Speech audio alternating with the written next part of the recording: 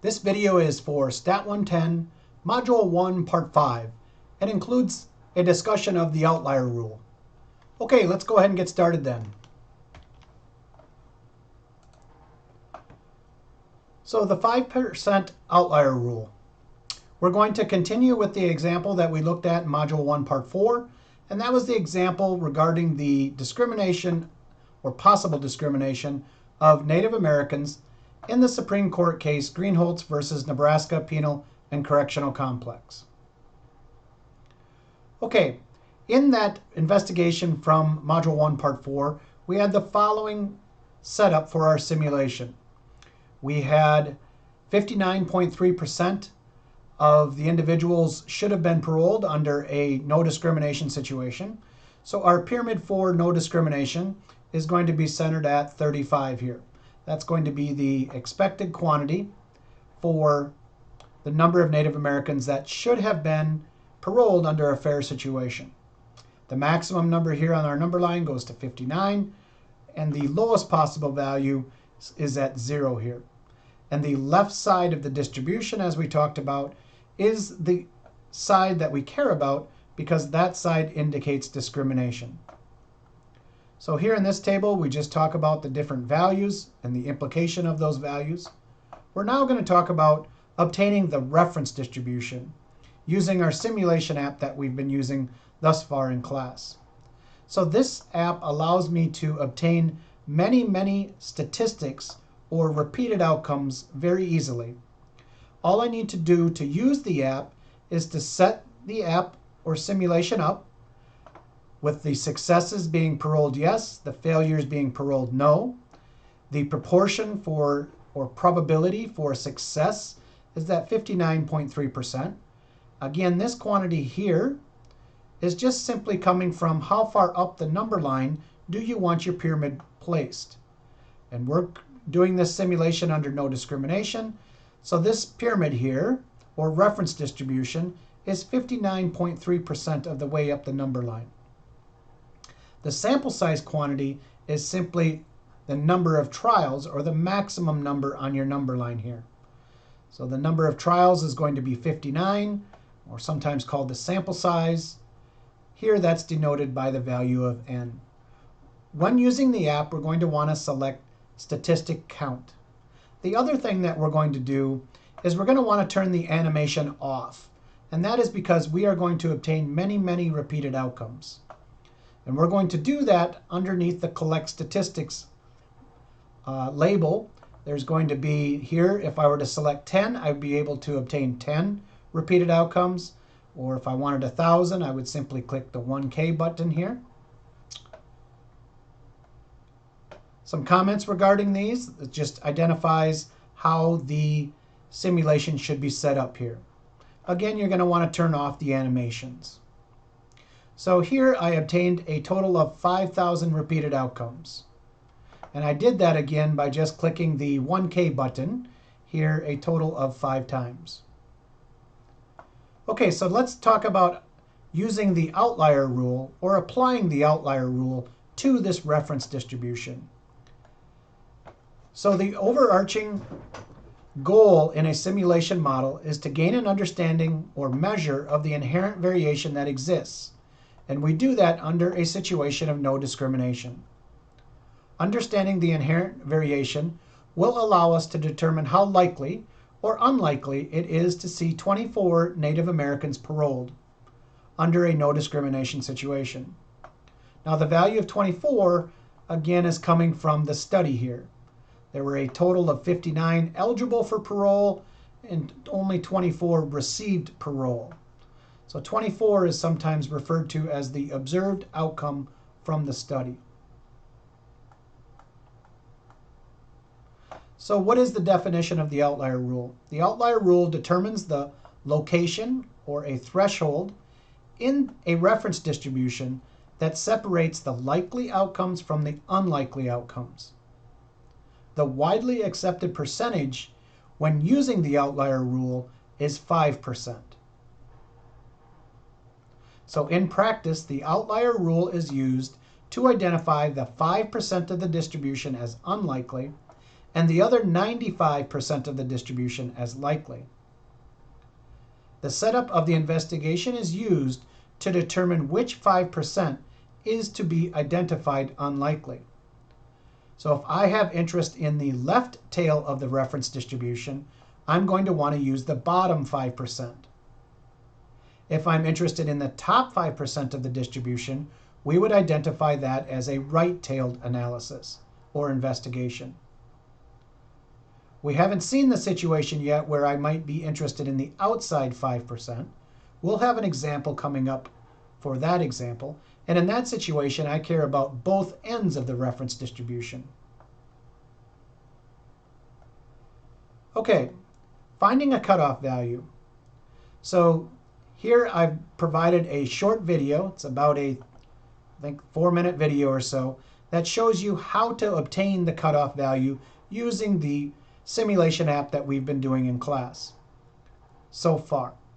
So up to this point, we've been working with the left side of the simulation app. Now we're going to be wanting to work with the right side of that simulation app. So again, I encourage you to watch this short video that is posted here in the notes. So in using the simulation app and determining the outlier rule, we're going to want to put a value here in that X box. Here I put a value of 28.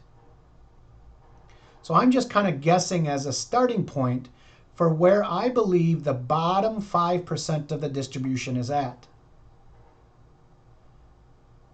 If I put 28 in that box, and I'm going to have to specify that I care about the left tail of the distribution, I can see that 230 of the 5,000 repeated outcomes are at 28 or below. That yields about 4.6% of the outcomes. That is pretty close to 5% here. If we instead use a value of 29, what that's going to do is move my outlier rule or my threshold value up a little bit. So instead of having 28, I'm now going to move to 29. When I use 29, I can see that I have about 7.76% of the observations that would be determined to be unlikely. Now this quantity is a little bit above 5%. Okay, so I believe that a cutoff value or a threshold value of 28 would be better than a value of 29. We usually want to stick to something close to 5% when determining the outlier rule. So anything, let me just recap, I guess, here. Anything that is 28 or below would be considered unlikely or statistically unusual. Anything at 29 and above would be considered likely. So the blue values here would be likely values under a situation of no discrimination. The red values would indicate unlikely or unusual values under a situation of no discrimination. Okay, a little bit about the connection between the outlier rule and the error rates. So, historically speaking, a variety of disciplines have contributed to the development of statistics. One side effect of this history is that different language gets used to communicate the same idea across different disciplines. So here I've referred to this rule as the 5% rule. And again, what that does is just separates the likely observations from the unlikely observations. Now, some refer to this idea as the 5% error rate. So let's talk a little bit about that. In using the outlier rule, if one decides that values of 28 or less are statistically unlikely, and this value is going to be used for determining whether or not there is enough statistical evidence to suggest discrimination is taking place, then we must acknowledge that an error could have been made in this decision. So let's just pause there and think about that. So if I decide to use 28 as my threshold for when I start to believe that discrimination is going to take place, I'm going to be wrong about 4.6% of the time. Because 4.6% of the time, I actually obtained a value of 28 or less under a situation of no discrimination.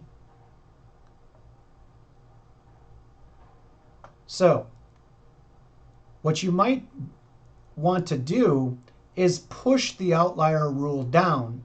So if you don't want to make an error 4.6% of the time, one thing that I could do is just push my threshold value, say way down to 20 or way down to 15. Now, in doing that, I'm certainly going to reduce this error. However, a caveat of pushing this down too low is that I'm going to introduce the idea of a second error.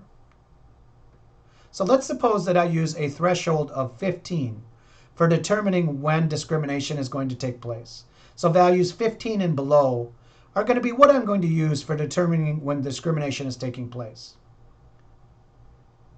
Now, there's going to be situations where 18 or 19 or even 20, okay, would be discrimination. So if I'm on the right side of my threshold, I'm not going to believe that discrimination is taking place. So we don't want to push that error down too low, because I'm going to end up creating a second error in that I'm not going to be able to find discrimination when it's occurring. So there has to be a balance between these two types of errors. And what statisticians have decided on is that 5% is a pretty good balance between both of those types of errors. The 5% outlier rule is widely used, and it's not just by statisticians. That rule is used in many, many disciplines when trying to determine what we mean by statistically unlikely. So let's do a quick recap here. The research question was, or the question of interest was, is there enough evidence to suggest that too few Native Americans being paroled against a no discrimination situation? And what we've determined from our model or from our investigation is that 24 is indeed too low. Recall, any value of 28 or less would be considered unlikely. So statistically speaking, we would say that discrimination is taking place in this situation because the observed outcome of 24 sits below the threshold value for separating unlikely outcomes from likely outcomes. Okay, here's a set of 4 questions regarding how many repeated outcomes are necessary. So to answer these questions, you're going to want to set up the simulation and then use the value of 28 and then just obtain first 100 values, then move up to 500 values, 1,000 values, and then answer question 4 here. Again, after you submit your answers, you can go back and check your answers. The solutions will be provided. Okay, that does it then for Module 1, Part 5. Thanks for listening.